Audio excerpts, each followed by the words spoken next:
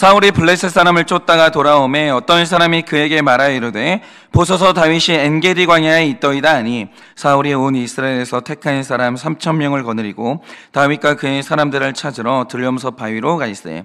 길가 양의 우리에 이른즉 굴이 있는지라 사울이 뒤를 보러 들어가니라 다윗과 그의 사람들이 그 굴 깊은 곳에 있더니 다윗이 사람들이 이르되 보소서 여호와께서 당신에게 이르시기를 내가 원수를 내 손에 넘기리니 내 생각에 좋은 대로 그에게 행하라 하시더니 이것이 그날이니이다 하니 다윗이 일어나서 사울의 겉옷자락을 가만히 베니라. 그리한 후에 사울이 옷자락 뱀으로 말미암아 다윗의 마음이 찔려 자기 사람들에게 이르되 내가 손을 들어 여호와의 기름 부음을 받은 내 주를 치는 것은 여호와께서 금하시는 것이니 그는 여호와의 기름 부음을 받은 자가 됨이니라 하고 다윗이 이 말로 자기 사람들을 금하여 사울을 해하지 못하게 하니라. 사울이 일어나 굴에서 나가 자기 길을 가니라. 그 후에도 다윗이 일어나 굴에서 나가 사울의 뒤에서 외쳐 이르되 내 주 왕이여 하매 사울이 돌아보는지라 다윗이 땅에 엎드려 절하고 다윗이 사울에게 이르되 보소서 다윗의 왕을 해하려 한다고 하는 사람들의 말을 왕은 어찌하여 들으시나이까? 오늘 여호와께서 굴에서 왕을 내 손에 넘기신 것을 왕이 아셨을 것이니이다. 어떤 사람이 나를 주관하여 왕을 죽이라 하였으나 내가 왕을 아껴 말하기를 나는 내 손을 들어 내 주를 해하지 아니하리니 그는 여호와의 기름 부음을 받은 자이기 때문이라 하였나이다. 내 아버지여 보소서 내 손에 있는 왕의 옷자락을 보소서 내가 왕을 죽이지 아니하고 겉옷자락만 베었은즉 내 손에 악이나 죄가가 없는 줄을 오늘 아실지니이다. 왕은 내 생명을 찾아 해하려 하시나 나는 왕에게 범죄한 일이 없나이다. 여호와께서 나와 왕 사이를 판단하사 여호와께서 나를 위하여 왕에게 보복하시려니와 내 손으로는 왕을 해하지 않겠나이다. 예 속담에 말하기를 악은 악인에게서 난다 하였으니 내 손이 왕을 해하지 아니하리이다. 이스라엘 왕이 누구를 따라 나왔으며 누구의 뒤를 쫓나이까? 죽은 개나 벼룩을 쫓음이니이다. 그런즉 여호와께서 재판장이 되어 나와 왕 사이에 심판하사 나의 사정을 살펴 억울함을 풀어주시고 나를 왕의 손에서 건지시기를 원하나이다 아니라. 다윗이 사울에게 이같이 말하기를 마침에 사울이 이르되 내 아들 다윗아 이것이 내 목소리냐 하고 소리를 높여 울며 다윗에게 이르되 나는 너를 학대하되 너는 나를 선대하니 너는 나보다 의롭도다. 내가 나를 선대한 것을 오늘 나타냈더니 여호와께서 나를 내 손에 넘기셨으나 내가 나를 죽이지 아니하였도다. 사람이 그의 원수를 만나면 그를 평안히 가게 하겠느냐? 내가 오늘 내가 행한 일로 말미암아 여호와께서 내게 선으로 갚으시기를 원하노라. 보라 나는 내가 반드시 왕이 될 것을 알고 이스라엘 나라가 내 손에 견고히 설 곳을 아노니 그런즉 너는 내 후손을 끊지 아니하며 내 아버지 집에서 내 이름을 멸하지 아니할 것을 이제 여호와의 이름으로 내게 맹세하라 아니라. 다 같이 읽겠습니다. 다윗이 사울에게 맹세하매 사울은 집으로 돌아가고 다윗과 그의 사람들은 요새로 올라가니라. 아멘. 여러분 제가 자주 말씀드리지만 성경은요 성경책을 읽는 관점이 정해져 있습니다. 그러니까 다른 관점으로 읽으면 성경은 완전히 해석이 틀어집니다. 성경은 그 해석이 정해져 있어요. 그러니까 성경은 이렇게도 해석해 볼 수 있고 저렇게도 해석해 볼 수 있는 게 아니라 그 해석이 정해져 있습니다. 그런데 제가 지금 드리는 말씀은 신학을 배운 사람이면 여기에 이견을 다는 사람은 아무도 없을 거예요. 그러니까 이런 거죠. 성경은 경영학적인 관점으로 읽는 책이 아니에요. 절대로 그렇게 읽으면 안 돼요. 이런 관점으로도 읽어볼 수 있고 저런 관점으로도 읽어볼 수 있는 책이 아니에요. 그렇게 하면 안 된다는 거죠. 그리고 성경은 기복적인 관점으로 읽는 책도 아니에요. 성경은요 오직 딱 하나의 관점, 구속사적인 관점으로만 읽어야 돼요. 그래야 그 뜻이 제대로 드러난다는 거죠. 그러니까 이 성경책은요 사람의 구원이 주제예요. 다른 주제 없습니다. 성경의 주제는 딱 하나, 사람의 구원이 주제예요. 그러면 사람이 구원에 이른다라고 할 때 오직 구원 하나만 놓고 보면 그 과정에서 하나님이 가장 기뻐하시고 사람의 인생에서 가장 영적으로 빛나는 때가 언제인지 아시겠습니까? 바로 한 명의 죄인이 단 1%의 변명이나 단 1%의 억울함도 남기지 않고 완전한 회개로 나아갈 때 바로 그 순간이 한 사람의 인생에서 가장 빛나는 순간이고 하나님이 가장 기뻐하시는 순간이다 이거예요. 그러니까 이 구속사적인 관점에서는요 명문대 합격의 순간이 가장 기쁜 순간이 아니에요. 결단코 그렇지 않아요. 대박이 나서 부자가 되는 순간도 한 인간의 인생에서 가장 기쁜 순간도 아니에요. 왜냐? 이 두 가지는 사람의 구원하고 아무 상관이 없어요. 아무 상관이 없어요.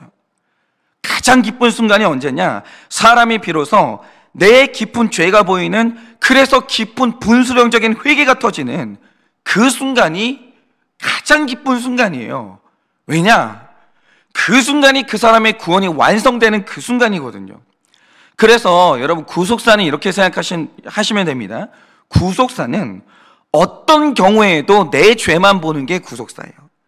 그런데 이 설교를 듣는 분들 중에서는 제가 이런 말씀을 드리면 또 울컥하면서 혈기가 나시거나, 이건 너무 무지성적인 극단주의가 아닌가, 아니 어떤 경우에도 자기 죄만 보라니 이것은 균형을 잃은 태도가 아닌가, 이런 반감이 드시는 분들이 분명히 있으실 거예요. 그런데 저는 이런 마음도 이해가 됩니다. 왜 그러냐? 제가 목회를 하다 보면 반드시 이런 어려움을 이제 호소하시는 분들이 나타나요. 그게 뭐냐? 예를 들면 이런 거죠. 우리 중에는 지금 남편과 아내분이 둘 다 구속사의 말씀이 들려서 둘 다 각자가 자기 죄를 보고 같이 회개의 길을 걸어가시는 분들이 있어요. 그런 분들은 완전히 수지 맞은 분이에요. 완전히 수지 맞은 분. 그런 가정은요, 하나님이 붙들고 지지하는 인생이기 때문에 목회자의 입장에서는 어떤 일이 일어나도 걱정이 안 되는 가정이에요. 각자 죄만 보고 가면 그 문제 금방 끝납니다. 고난도 고난이 아니에요. 해석이 돼요. 걱정이 안 돼요, 저는. 그런데 또 이러다가 우리 집은 둘 다 죄를 볼 줄 아는 대단한 집 이러면서 이게 또 교만의 재료가 되면 그때는 문제가 되겠지만, 어쨌든 부부가 각자 자기의 죄를 보고 같이 회개의 길을 걸어간다? 그러니까 복을 받아도요, 그런 복을 받을 수는 없는 거예요. 대단한 복을 받으신 겁니다. 그런데 제가 목회를 해보면 이렇게 가정준수를 이룬 분들은 별로 많지 않고요, 남편이나 아내 둘 중에 한 분만 자기 죄를 보면서 걸어가시는 분들이 굉장히 많아요. 그런데 이렇게 되면 실제로 일어나는 일이 뭐냐? 부부싸움을 할 때마다 한쪽이 계속 자기 죄를 봐요. 한쪽만. 그러면 나머지 한쪽도 그 모습을 보고 아, 나도 죄인이구나 이러면 좋잖아요. 그런데 그런 일은 거의 일어나지 않아요. 부부싸움을 했는데 한쪽만 계속 자기 죄를 본다? 그럼 나머지 한쪽이 말하는 게 뭐냐면, 그것 봐, 네가 잘못한 게 맞잖아. 이러면서 내가 죄를 보고 회개를 하면 할수록 상대방은 자기 의로움이 더 강화가 되면서 회개에서 멀어지는 것 같은 모습을 보여줄 때가 있다라는 거죠. 그런데 인간의 성품상 이걸 참고 보는데 한계가 오는 날은 반드시 오는 거예요. 도대체 나는 언제까지 이 사람에게 지고만 살아야 되는 것인가? 어떤 날은 명백히 내가 잘못한 게 없는 날도 있거든요. 이런 날도 나는 또 사과를 해야 되는 것인가? 그리고 내가 항상 잘못했다고 말하면 오히려 상대방이 자기 죄를 보는데 이게 방해가 되는 거 아닌가? 때로는 옳고 그름을 한번 시원하게 따져가지고 상대방이 얼마나 잘못하고 있는지 내가 그거 한 번은 알려줘야 되는 거 아닌가? 이렇게 되면 이 사람은 자기가 죄인인 걸 평생 모르고 죽는 거 아닌가? 이런저런 생각이 막 밀려온다라는 거죠. 그런데 또 설교를 들으면 모든 순간에 자기 죄만 보는 게 구속사다 이러니까 막 혼란이 올 때가 있는 거예요. 이게 진짜 맞나? 이렇게 가는 게 맞는 건가? 회의감이 몰려올 때가 있다라는 거죠. 그런데 오늘 말씀을 보면요, 내 죄를 보고 회개의 길을 가다가 회의감에 빠진, 혼란에 빠진 우리에게 답을 주고 있는 다윗의 모습을 보게 되는 거예요. 그래서 오늘 우리가 말씀을 볼 때 왜 끝까지 자기 죄를 보는 게 답이고 왜 복수가 아니라 용서를 하는 게 답인 건지 오늘 우리가 이것을 좀 묵상을 하려고 합니다. 일단 자, 여러분이 오늘 말씀을 보시면, 하나님이 오늘 말씀을 보시면 두 가지 엄청난 위험에서 다윗을 보호하세요. 그런데 이 보호하심이 뭔지 좀 보자 이거죠. 여러분이 오늘 말씀을 보시면 이전 기록과는 다른 좀 특이한 상황을 맞이하게 되는데, 말하자면 이런 겁니다. 이 성경을 보면 이 다윗이 사울의 신하로 살 때 그가 모든 일에 지혜롭게 행동했다, 이런 기록이 반복해서 등장을 해요. 그래서 일어나는 일이 뭐냐? 사울이 다윗을 군대 장관으로 세우고 자신의 사위를 삼을 때 모든 사람이 그것을 당연한 일로 여겼다, 이 기록이 반복해서 나와요. 그러니까 바보가 아닌 이상 사울의 곁에 있는 사람들은 다 알고 있는 게 있어요. 그게 뭐냐? 지금 사울은 틀렸고 다윗은 맞아요. 이걸 모르는 사람이 별로 없는 거예요. 간신이 아니고서는. 그러니 지금 사울의 왕국 안에는요, 대놓고 지지할 수는 없지만 다윗을 지지하는 사람들이 상당히 많은 상황이에요. 그러니 일어났던 일이 뭐냐? 사울이 이 다윗을 잡으려고 쫓아가요. 그럼 반드시 누군가는 다윗에게 그 정보를 미리 알려주는 거예요. 빨리 피하시라고. 사울이 지금 당신에게 가고 있다. 이걸 미리 알려주는 거예요. 그래서 늘 다윗은 한 발자국 앞서서 도망갔고 사울은 늘 한 발자국이 늦었어요. 지금까지 그런 상황이 지속이 됐던 거죠. 그런데 오늘 말씀의 다윗은 인생 최대의 위기를 맞이하게 되는데 영적인 의미와 육적인 의미가 달라요. 육적인 의미에서도 인생 최대의 위기를 맞이하지만 영적인 의미에서도 진짜 다윗의 인생에서 가장 위험한 순간을 맞이하는 거예요. 그게 왜 그러냐? 한번 들어보세요. 유독 오늘은요, 사울이 한 발자국 빨랐어요. 그러니까 우리가 전에 들었던 것처럼 다윗이 고백하길 나와 죽음 사이는 한 발자국 차이다 이렇게 얘기하잖아요. 그런데 그 한 발자국이 온 거예요. 사울이 오늘 한 발자국 빨랐어요. 그러니까 다윗이 엔게디 광야에서 빠져나오지 못했는데 사울이 엔게디 광야를 포위해버린 거예요. 그러니까 지금 여기에서 다윗이 선택할 수 있는 유일한 딱 한 가지의 선택지가 있는데 그게 뭐냐? 일단 이 엔게디 광야는 이제 이 특징이 하나 있는데 엔게디 광야에 돌이 많아요. 돌이 많은데 이 돌이라는 게 석회암과 백악질로 이루어진 거예요. 그런데 이 석회암의 성질이라는 게 뭐냐면 물에 굉장히 잘 녹는 성질을 가지고 있거든요. 그러니 엔게디 광야에 이게 비가 올 때마다 비가 돌 사이로 스며들 거 아니에요. 그러면 석회암 내부가 이제 녹아내리면서 곳곳에 동굴이 생기는 거예요. 그래서 이 엔게디 광야는 지금 가봐도 동굴이 굉장히 많은 지역이에요. 그런데 이 동굴의 특징이 뭐냐? 일단 입구가 좁아요. 그렇기 때문에 어떤 때는 기어서 들어가야 되는데 일단 가다가 보면 그 안에 성인 몇 명이 누워서 쉴 수 있는 커다란 공간이 나오는 거예요. 그런데 문제는 뭐냐? 이 엔게디 이제 이 굴의 특징이 들어가는 입구 외에 다른 길로 나가는 길이 없어요. 그래서 일단 들어갈 때는 좋은데 거기를 빠져나오려면 다시 입구를 통해서 나가야 되니까 만약에 이렇게 됐을 때 적들이 입구를 막아버린다. 그 안에서 굶어 죽어야 되는 것이고 만약에 그게 아니면 입구로 나갈 때 적들이 입구를 지키고 있으면 꼼짝없이 잡혀야 돼요. 그러니까 이 굴 속으로 들어간다. 이 군사적인 입장에서 보면 전쟁의 입장에서 보면 이 굴 속으로 들어가는 걸 사자성어로 사면초가라고 해요. 입구가 출구와 입구가 하나밖에 없어요. 여기 있다가 들키면 죽는 거예요. 사면초가예요. 방법이 없는 거예요. 그러니까 만약에 엔게디 광야에서 전쟁을 하다가 이 굴 속으로 들어간다는 것은 모든 방법을 다 썼는데도 이제 다 쓸 카드가 없고 막다른 길에 몰렸을 때 혹시 모를 행운을 기대하면서 들어가는 게 엔게디의 굴이라는 거죠. 그런데 오늘 다윗이 딱 이 상황이 된 거예요. 도망갈 데가 없는 거예요. 도망갈 데가 없는 거예요. 엔게디 광야가 막혀버린 거예요. 그러니까 이미 사울의 군대가 여기를 포위한 거죠. 그러니 이 절망적인 상황에서 다윗이 마지막으로 선택하는 게 뭐냐? 굴 속에 들어가서 숨는 거예요. 근데 굴의 숫자가 무한정이 아니잖아요. 이거 샅샅이 뒤질 텐데 이거 언젠가는 들키는 게 시간 문제거든요. 그러니까 만약에 내가 숨어 있다가 사울이 다윗이 숨어 있는 굴을 찾아낸다.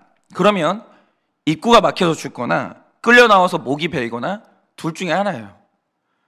그냥 이 사면초가예요. 오늘 다윗이 엄청 절망적인 상황이다 이거죠. 그러니까 지금 다윗이 막 사람들의 소리가 들리는 거예요. 여기도 없습니다. 여기도 없습니다. 근데 그 소리가 내가 있는 굴로 점점 가까워지고 있는 거예요. 피가 말라요. 이러면요, 피가 말라요. 목이 조여 들어오고 있는 순간인 거예요. 그런데 여기에서 이날 기적이 일어나요. 그게 뭐냐? 지금 사울의 입장에서는 다윗이 지금 이 엔게디 광야에 있는 굴 중에서 어디 숨어 있는 건 확실하니까 보이는 굴 하나하나를 찾고 있는 상황이거든요. 그런데 하필이면 그때 사울이 용변이 급해졌는데 그 뒷일을 어디에서 봤냐? 그 많은 굴 중에서 다윗이 숨어있는 굴로 오더니 모든 무장을 풀어헤치고 심지어 등을 보이는 채로 뒷일을 보는 거예요. 그러니까 이 말 뜻이 뭐냐면 사울이 뒷일을 보기 전에 급하니까 대충 수색을 한 거예요. 안 보인 거죠. 그래가지고 들키지 않은 거예요. 이거는 기적이 일어난 거예요. 그러니까 어떤 이유로 들키지 않았는지 모르겠는데 사울이 지금 거기에서 뒷일을 본다는 건 이 굴은 안전하다, 이걸 확인했다, 그 뜻이거든요. 다윗이 안 들킨 거예요. 최소한 여기는 없는 거예요. 다윗이 완전히 기적이 일어난 거예요. 완전히. 그러니까 다윗의 첫 번째, 이게 첫 번째 그 다윗이 경험한 하나님의 보호하심이 뭐냐? 이거예요. 안 들켰어요. 완전히 기적이 일어난 거죠. 그런데 우리가 주목할 건 여기에서 두 번째 보호하심이 일어나요. 이게 훨씬 더 큰 위험인데 이 위험에서 하나님이 다윗을 보호해요. 그게 뭐냐? 지금 이 상황을 다윗과 함께 고생하고 있는 이 참모들의 입장에서 생각을 해보세요. 다윗은 이미 사무엘에게 기름을 부음을 받았기 때문에 오늘 사울이 죽어준다, 다윗은 모든 고생에서 완전히 해방돼요. 그런데 여기에서 그치는 게 아니라 다윗을 따랐던 이 참모들은 하루아침에 장관이 되거나 귀족이 돼요. 그러니까 팔자가 뒤집혀요. 사울 한 명만 죽어주면 모든 사람의 팔자가 완전히 뒤집히는 거예요. 그러니 4절에서 참모들이 다윗에게 하는 말이 뭡니까? 하나님의 이름을 빙자해요. 뭐라고 하냐? 지금 사울을 죽이는 건 이거는 하나님의 사인입니다. 생각을 해보시라고. 어떻게 이런 일이 일어날 수 있냐고. 이거는 지금 이 사울이 등을 보이고 있는데 이거는 당신에게 사울을 죽이라는 하나님의 사인이라고. 죽입시다, 이래요. 그리고 여기를 정말 잘 해석하셔야 되는데, 자, 이때부터 성경의 기록을 한번 잘 보세요. 4절을 보면 다윗이 그 말을 듣고 동의를 해요. 맞다. 이놈만 죽으면 내 인생 완전 뒤집히는데 이건 하나님의 사인이야. 설득을 당해요. 그래가지고 칼을 휘둘러요. 그런데 휘두른 이유가 뭐냐? 정말로 죽이려고 칼을 휘두른 거예요. 그런데 이제 굴 속에 어두우니까 원근감이 확실하지 않았는지 모르겠는데 첫 번째 시도에서 사울의 옷자락만 싹 베요. 그런데 칼을 한번 휘두른 다음에, 자, 칼을 휘두르기 전이 아니라 칼을 휘두른 다음에 5절을 보시면 다윗의 마음이 찔림이 와요. 그런데 여기서 이제 찔렸다는 말의 원어적인 뜻은 강한 죄책감이 느껴졌다, 이 뜻이요. 자, 휘두른 다음에 죄책감이 온 거예요. 그래서 6절을 보면 두 번째 시도를 못 합니다. 죄책감이 너무 심해가지고. 그리고 다윗이 하는 말이 뭡니까? 내가 지금 하나님의 마음을 느꼈는데 하나님께 기름 부음 받은 주의 종을 치면 안 될 것 같아, 이러면서 사울을 그냥 놔줘요. 이 말 뜻이 뭐냐면 다윗의 고생이 길어진다, 그 뜻이에요. 그러니까 여러분 잘 보세요. 다윗이요, 별 인생이 아니에요. 그도 고난받으면 힘든 사람이고 고난에서 빠져나오고 싶어하는 똑같은 보통 사람이에요. 그래서 다윗이 첫 번째 이 고난에서 빠져나오려고 사울에게 이 칼을 휘둘렀다, 이거죠. 별 인생이 없는 거예요. 다 똑같아요. 그러니까 이거를 이제 적용을 해보자면 누구나 다 처음에 이제 부부간에 안 맞고 막 너무 힘들잖아요. 다 칼을 한 번씩 휘둘러요. 이혼하자. 이 말을 안 하는 사람은 아무도 없어요. 인생에서 결혼 생활에서 다 한 번씩은 칼 휘둘러요. 이혼하자. 다 이래요. 그래서 처음 다윗은 사울을 진짜로 죽이려고 칼을 한번 휘둘렀습니다. 그런데 여러분, 다윗이 누구예요? 물맷돌을 가지고 먼 거리에 있는 골리앗의 이마를 정확히 맞춰가지고 일극의 골리앗을 죽이는 대단한 사람이에요. 군대 장관이에요. 이 사람이 실력 있는 사람이라는 거죠. 그런데 이 가까운 거리에서 사울을 죽이지 못한다고요? 무방비로 있는데, 놀라운 사실이 뭐냐면 사울이 다윗을 발견하지 못한 게 기적이듯이 다윗의 칼이 기적적으로 사울을 빗나가요. 죽이지를 못해요. 그리고 두 번째로 사울을 죽이려고 하니까 갑자기 마음에 죄책감이 드는 거예요. 그런데 여러분, 지금 이 죄책감이라는 말이 얼마나 이상한지 아셔야 돼요. 여러분, 이게 지금 얼마나 이상한 감정인지 아세요? 여러분 생각을 해보세요. 이때는 아직도 신명기적인 시대이기 때문에 눈에는 눈, 이에는 이라는 율법이 적용되던 시기예요. 그런데 사울이 먼저 다윗을 죽이려고 했거든요. 그러니까 다윗도 칼을 들어서 사울을 죽인다면 그걸 비난하는 사람은 아무도 없는 시절이에요. 그리고 오늘 말씀을 보세요. 사울도 이걸 알아요. 내가 너를 죽이려고 했으니 네가 나를 죽여도 누구도 비난할 사람이 없다라는 걸 사울도 알아요. 그러니까 다윗이 사울의 옷자락을 벤 다음에 다른 감정도 아니고 두려움을 느꼈으면 또 몰라요. 근데 갑자기 죄책감을 느꼈다는 건 율법의 근거가 없는 감정이에요. 이런 감정은 안 느껴도 돼요. 내가 먼저 당했잖아요. 그러므로 갚아주는 건 율법상 죄가 아니라는 거죠. 그런데 왜 다윗의 마음에 변한간 죄책감이 느껴지냐 이거예요. 여러분, 이 감정에 주목하세요. 왜 하필이면 죄책감이냐고요. 이건 살인을 막으시는 하나님의 특별한 역사예요. 하나님이 다윗의 살인을 막으신 거예요. 그러면 더 중요한 게, 왜 하나님은 다윗의 살인을 막으셨습니까?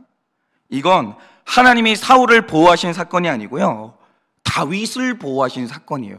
그러면 중요한 건 이거죠. 그러면 무엇으로부터 보호해요? 왜 이 사건이 다윗을 보호하시는 하나님의 은혜냐 이거예요.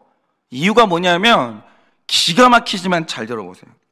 지금 다윗은요, 자기 앞에 어떤 일이 일어날지를 전혀 몰라요.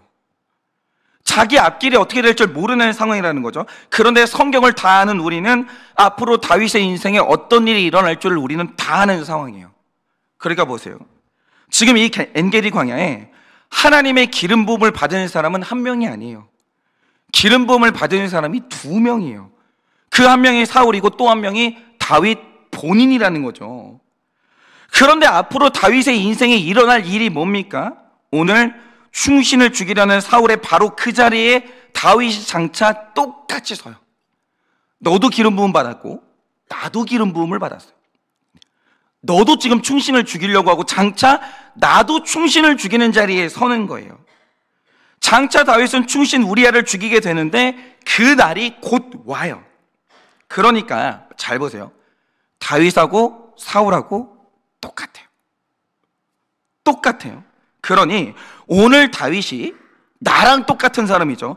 기름 부음 받은 사울에게 어떤 말과 행동을 하면 곧 그 말과 행동은 장차 다윗에게 그대로 돌아와요. 우리 인생 별 인생 없습니다. 저 사람하고 나하고 엄청 다른 것 같죠? 천만의 말씀이에요. 이 사람이 당한 일 있잖아요. 앞으로 내가 당할 일이에요. 이 사람이 저지르고 있는 죄 있죠. 앞으로 내가 지을 죄예요. 너랑 나랑 별 인생이 없는 거예요. 똑같아요. 지금 그래서 만약에 다윗이 기름 부음 받은 사울에게 어떤 말과 행동을 한다, 그러면 다윗이 장차 그 자리에 서게 되니까 그게 똑같이 돌아오는 거예요. 그러니까 지금 이 상황을 잘 보세요. 지금 여기에는 다윗이 혼자 있는 게 아니에요.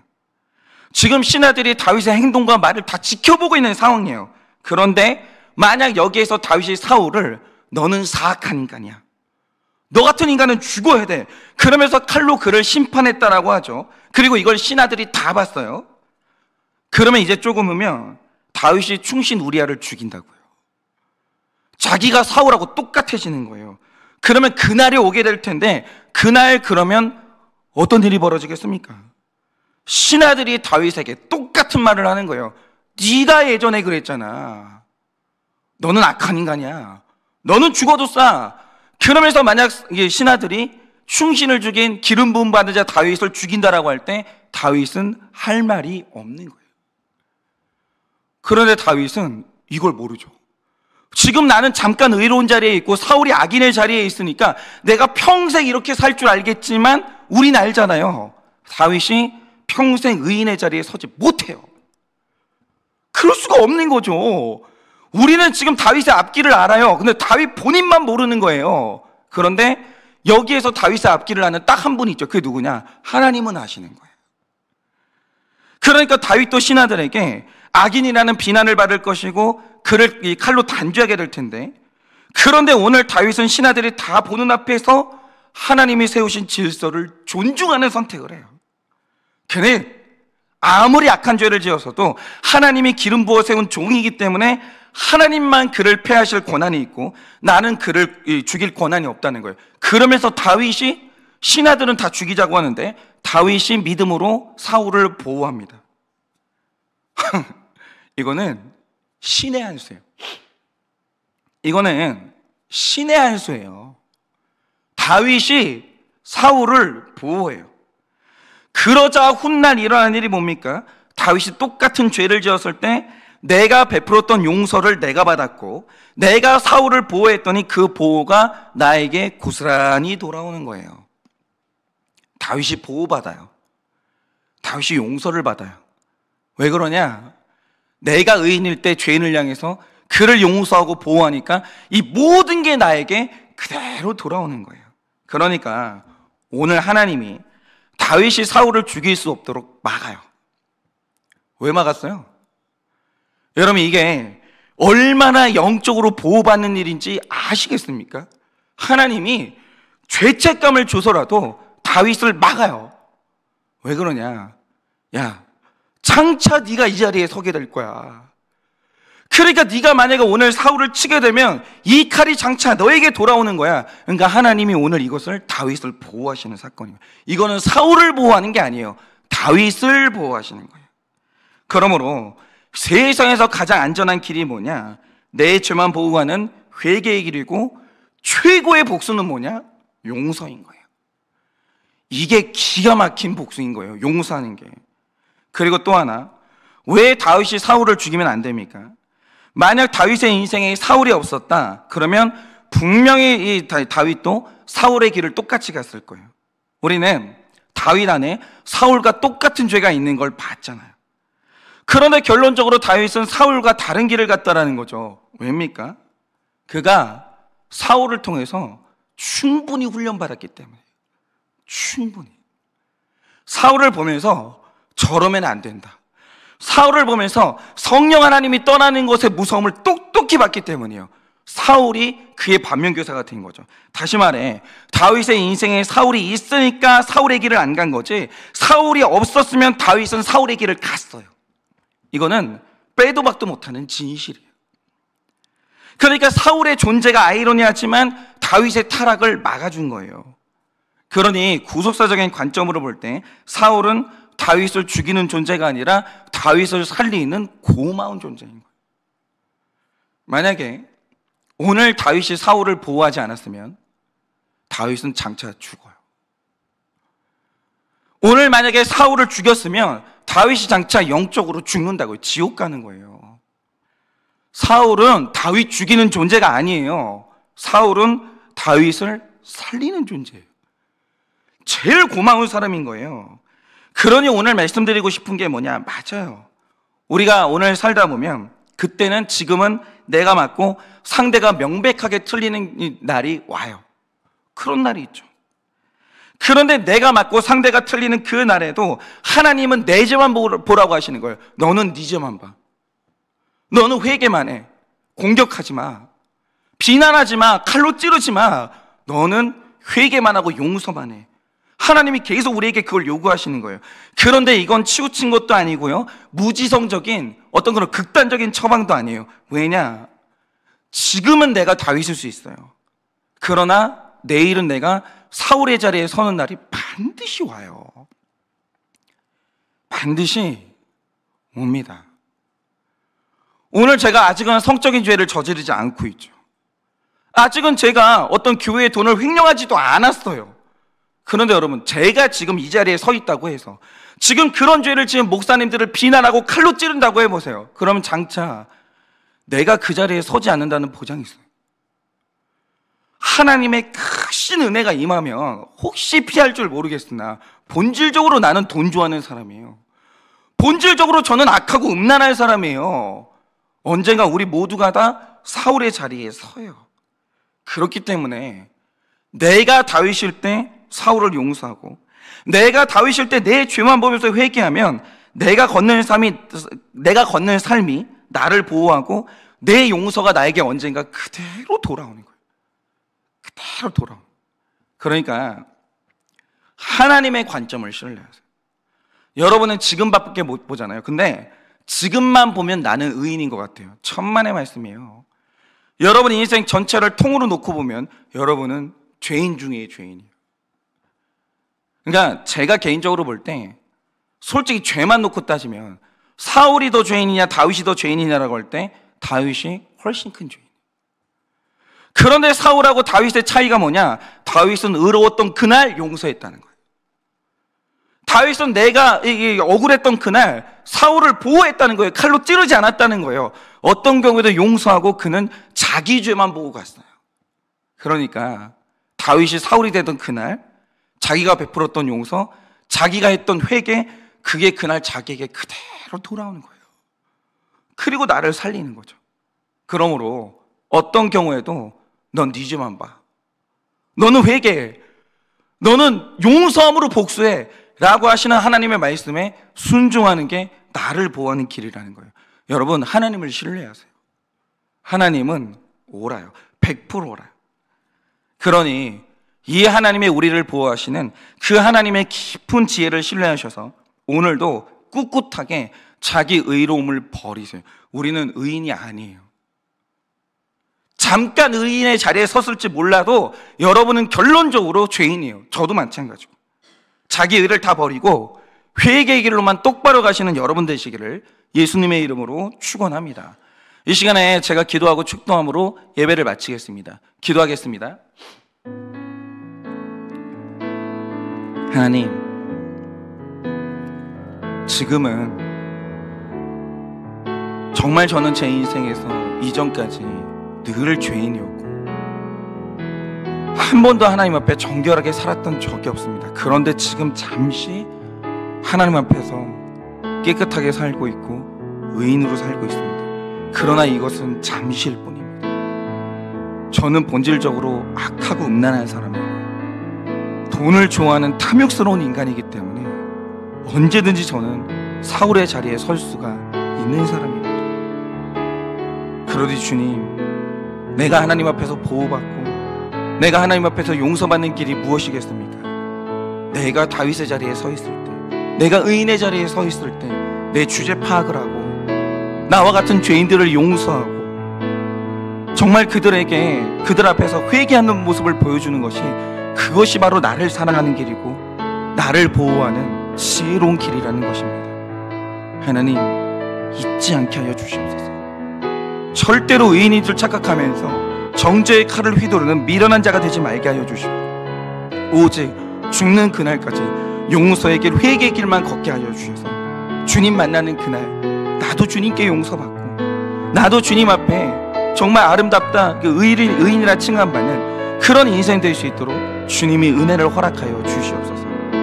지금은 우리 주 예수 그리스도의 은혜, 하나님 아버지의 그 크신 사랑과 성령님의 위로하시고 교통하여 주시는 그 역사하심이 오늘도 하나님의 놀라우신 지혜를 믿고 어떤 경우에도 내 죄만 보면 회개의 길을 가고 용서로 복수하기를 원하는 사랑하는 모든 주의 종들의 머리 위에 지금으로부터 영원 무음토록 함께 있을지어다.